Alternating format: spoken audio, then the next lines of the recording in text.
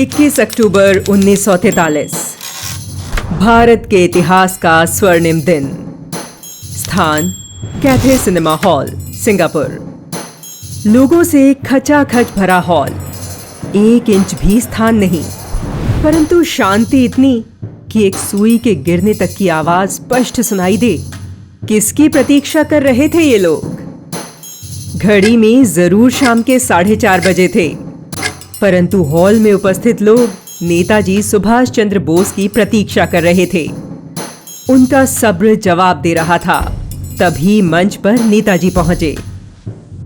उन्होंने उम्मीदों से भरे इस हॉल में अपना भाषण पढ़ना आरंभ किया, जो 1500 शब्दों में लिखा गया था। यह भाषण सिर्फ एक घोषणा भर नहीं था, अपितु एक एक शब्द भारत मां की आन बान शान का द्योतक था, जिसमें 1857 में लड़े गए स्वातंत्र्य समर की अमर गाथा भी थी। साथ ही स्वतंत्र भारत की ओर बढ़ते कदम की एक महत्वपूर्ण सूचना भी। अस्थायी सरकार की स्थापना की घोषणा करते हुए नेताजी ने कहा, अस्थायी सरकार का कार्य है भारत से अंग्रेजों और उनके मित्रों को निष्कासित करना, जबकि इसका कर्तव्य है कि भारतीयों की इच्छा और विश्वास के अनुरूप आजाद हिंद की स्थायी सरकार का निर्माण करें।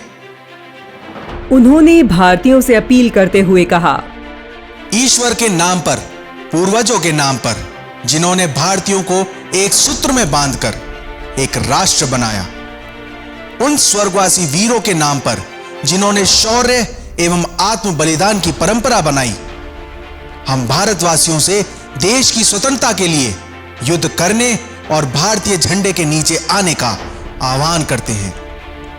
आज भी नेताजी की इस अपील को हमें स्मरण करने की आवश्यकता है। वर्तमान सरकार इसी दिशा में काम कर रही है, जिसका संकल्प है सबका साथ, सबका विकास। हमें स्वतंत्रता मिल चुकी है। अब हमारा लक्ष्य है भारत विश्व गुरु कहलाए। यह तभी संभव होगा जब सभी एक विचार होकर देश को आगे बढ़ाएंगे।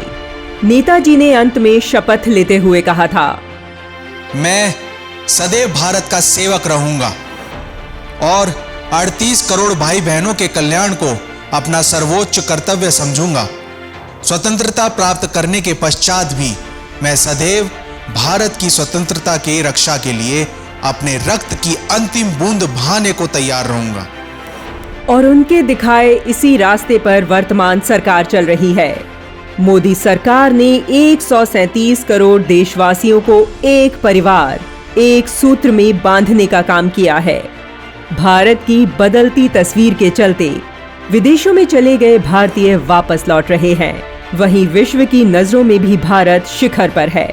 नेताजी सुभाष चंद्र बोस ने मात्र ओजस्वीपूर्ण भाषणों से भारतीयों में क्रांति ज्योति नहीं जलाई, अपितु परतंत्र भारत में भी देश की अपनी सेना तैयार कर अंग्रेजों से लोहा लिया। अंडमान निकोबार द्वीप को स्वतंत्र करवाया। उनके विचार आज भी हमें देश सेवा का मार्ग दिखलाते हैं।